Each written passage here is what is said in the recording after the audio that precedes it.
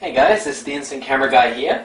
I wanted to talk to you about the different types of Polaroid 600 cameras. I often get people ask me, oh, do you have any Polaroid 600s for sale? And I guess what a lot of people don't realize is just how many different variations of the 600 there are. So I've got a few here today, just to show you what the basic differences are between each model. So we'll start over here with this Polaroid Job Pro. Now this is a good example of an 80s model Polaroid. So basically the Polaroids that were made in the 1980s have a very square, very angular, chunky looking design. This one here, the one step close-up, is a 90s Polaroid. So basically it's just got a slightly more rounded design.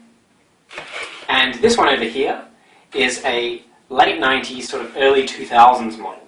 And again, as you can see, the design is a bit different. It's got a built-in hand strap on the side there, and it's a rounder, smoother design again. Now, one of the most common questions I get asked is, which one of these cameras will take the best photo? Now, out of these three cameras, the answer is, they're all identical. Each of these cameras has the exact same single-element plastic lens, the exact same built-in electronic flash, the exact same film eject motors. Everything about them is the same. So that means that it doesn't matter which of these cameras you're going to get, they're all going to give you the same looking photo. So basically quality between them is not an issue, and it's pretty much just up to my customers as to which style they like, which one suits their sort of style the most. So the only different models that will give you a slightly different looking images are the autofocus models and the later Polaroid 1-600 series. So we'll start off by talking about the autofocus models. Now, these were made in the 80s, 90s, and early 2000s, but this is an example of an 80s model autofocus.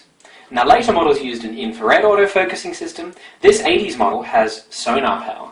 So that's what that gold dish is there. That's basically a sonar-powered autofocus dish. And what that does is it sends out a beam of sonar, which will then bounce off your subject and go back to the camera, and that will tell the camera's lens what to focus on.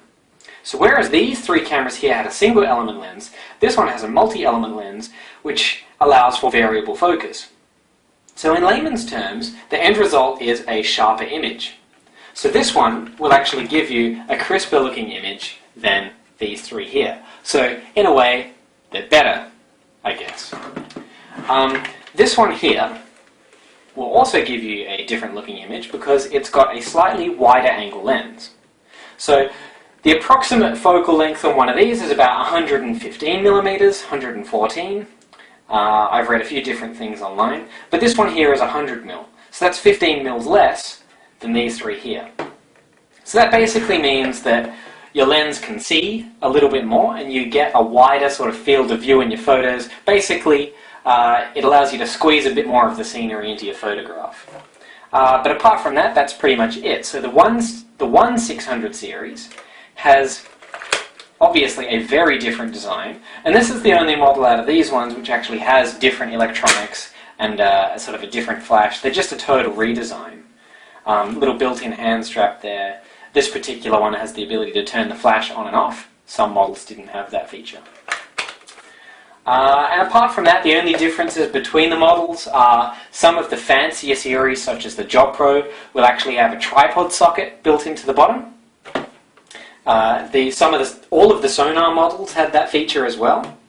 Well, most of the sonar models did, and basically that just enables you to sit it onto a tripod to take like family snaps, etc. And yeah, pretty much that's it. So as far as 600s, you really can't go wrong no matter what model you buy. Thanks for watching, guys.